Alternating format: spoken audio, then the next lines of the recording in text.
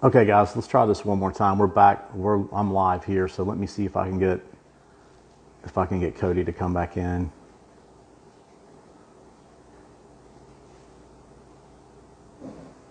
Okay, let's try again.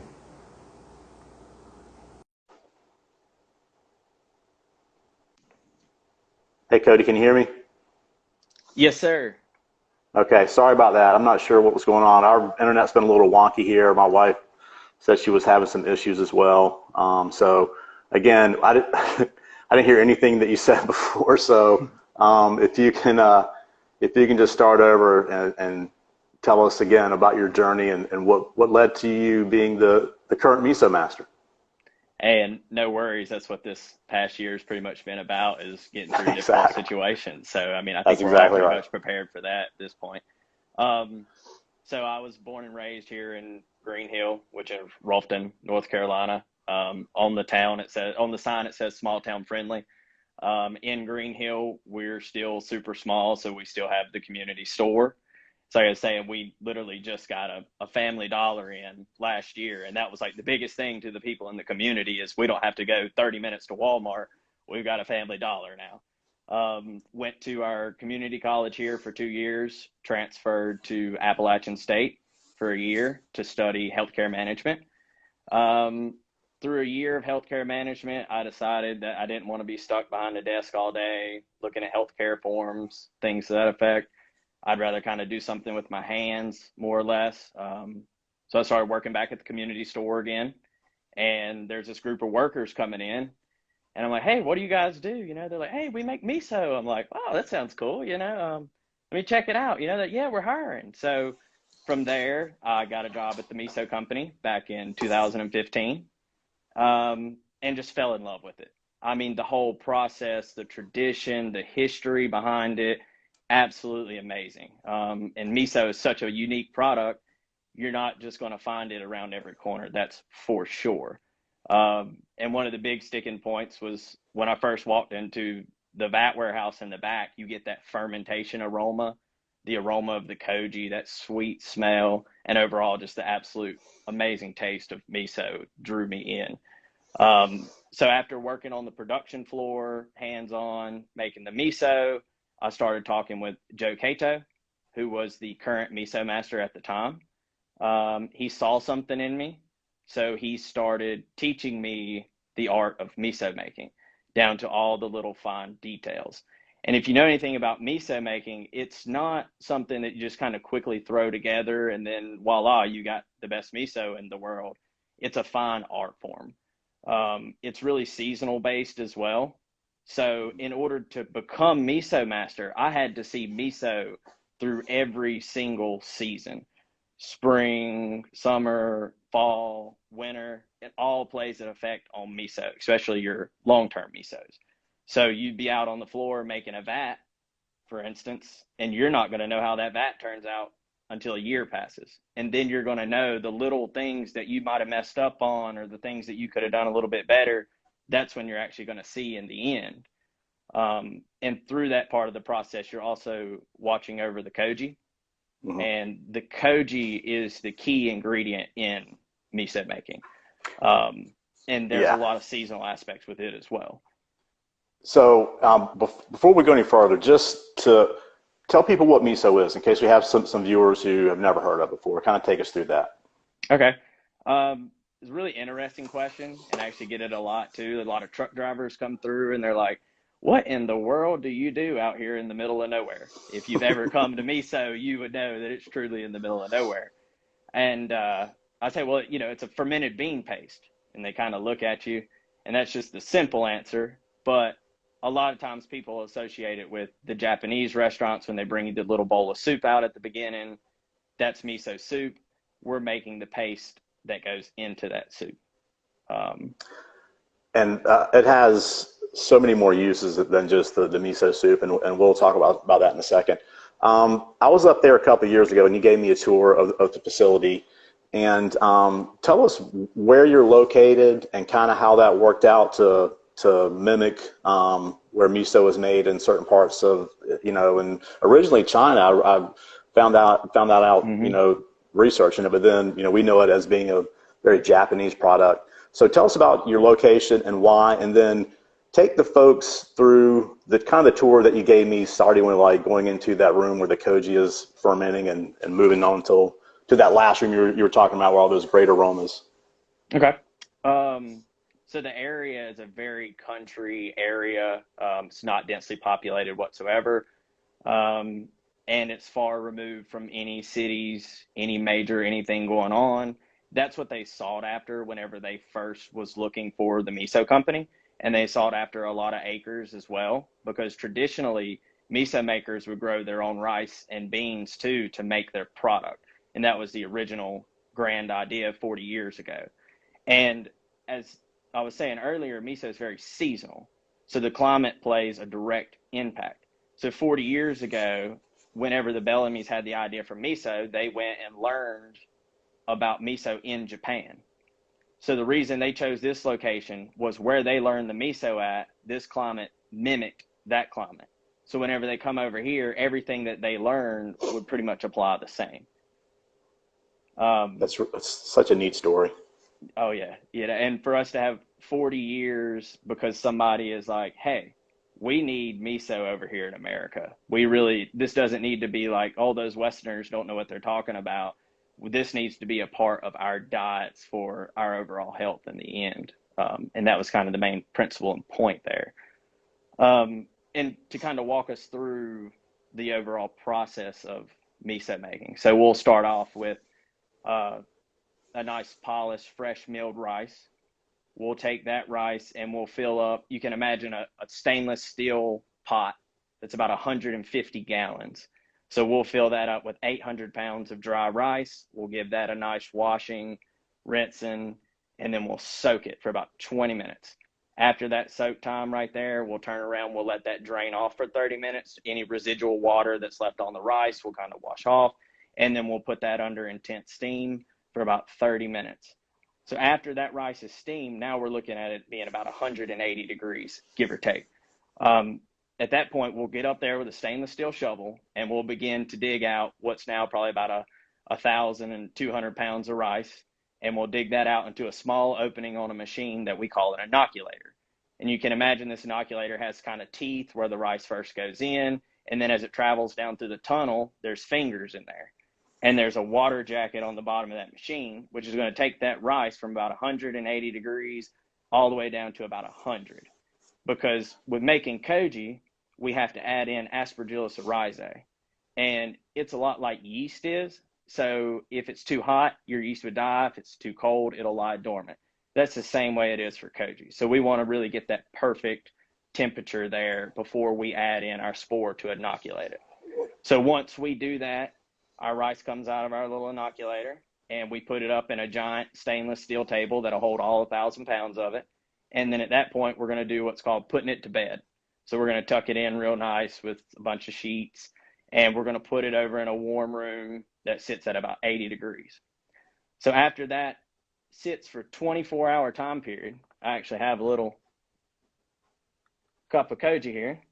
So it's going to be completely granular in state still, so as you can see here. So it's going to be completely inoculated. The grains are going to be covered now with our Aspergillus oryzae mold. And it's going to start to clump together just a little bit. So this is when we're going to come in and we're going to have everybody take stainless steel shovels again, break all that koji back up into its granular state. And then we get a large green scooper and we hand scoop out 6.6 kilos on each one of our trays in a production run. You know, and a tray is yay big or so. We can do 470 trays of koji per production run. Wow. And we'll take that rice, which will be about 115 degrees coming out of the tables, put them in those trays.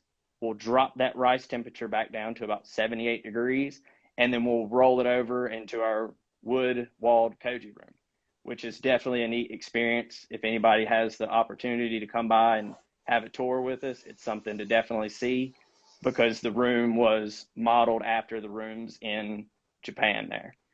Once we put it in that room, we're really concerned with our humidity. So we're going to take the humidity in the room, we're going to bring it all the way up to 100, almost 100%. So when you walk in, it's like a little rain cloud you're standing in. that's where the koji is going to thrive at. And it Um, smells great in there. oh, very sweet, nice aroma. Yeah, Um, I always describe it to people as like it smells like cake batter, like vanilla cake batter mhm. almost. Yeah. And once Anyway, go it's, ahead. I'm sorry. oh, no, no problem. And once it's finally done, it almost turns into like a pixie dust. And then when you put it in your mouth, it'll dissolve just like sugar almost. It's really awesome. Yeah. So we put it over into our koji room there. We let 12 hours go by. So it actually gives off heat as it's growing. So that's where we have to come back in after 12 hours, pull all those racks back out, cool it back down, stick it back over into our room. I mean, we're really trying to keep the koji happy because most importantly, if you don't grow a good koji, you will not make a good miso. It's really, truly the key ingredient. Um, so after 48 hours from our steamer, we end up with a nice solid chunk of koji. So this was 24 hours, 48 hours later, this is the result. So you can see you can take and break that up, and all those nice mold spores are nice and mature in there. And that's where we get the real, true, good miso. Um, That and looks like that's, the original Rice Krispie treat right there. yeah. Our koji tastes better though. So. It does. Absolutely. um, and so from this point is where we get over into the actual miso making. So everything I've showed up to this point with the rice, this is our first step in fermentation in the dual step process of fermentation with miso. So our koji's nice and happy, 48 hours of good growth on it. Then we switch over into overnight soaking all of our beans. Um, and currently, right now, we are up to about 3,000 pounds of dry beans per production run. We have the ability to do about 5 production runs a week. So we'll give a nice good overnight soak on all those. We'll fire up our 200-gallon pressure cooker and we'll cook our beans for about 20 minutes. We'll grind our beans once, mix in some salt, and then at this point, we're going to throw in our koji. So this is at the point where we create our different recipes. So as you see in front of me here, I have some of the different recipes that we offer. I got mine too. Awesome, awesome. So this is our sweet white miso. So this is our lightest miso, least amount of salt in it. If you have a really bad issues with high blood pressure or anything like this, I would say this would be a really good go-to for you just because of the lower sodium content in it. Mm-hmm. And this one also only ferments for 15 days. So this is our shortest fermenting miso here. Next, we have our mellow white, which is our most popular brand here. So this gets more salt and more beans, but the same amount of koji as our sweet white. So that's where you get more of the bolder taste from the beans versus the sweeter taste of the koji in our mellow white. And it is a 30-day fermented product. Next, I'll switch over into our red. So this is our 1 year, sits out in our large wooden vats, which can hold 8,000 pounds of miso. These are really something spectacular to see. They're 9 foot tall, 5.5 foot across, and we have 55 of them in our large vat warehouse. And Definitely interesting. we were talking about the aromas of the room where the koji is. Tasted like or smelled like that sweet kind of vanilla cake batter. The room that you're in now, when I walked in, it smelled like dried mushrooms, and that you get that umami back in that aging room. Mm-hmm. And that's your red is where you get your true umami flavoring coming out of that. And if you want to have any dishes that are meatless dishes, red is a great thing to add in there to kind of give you that umami taste that you might lack from a meat dish if you're going meatless there.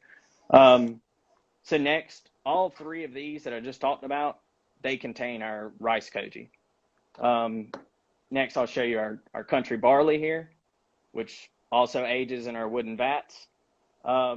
It gets almost the exact same process, except instead of using rice as our base for our koji, this gets a nice barley grain, pearl barley grain there.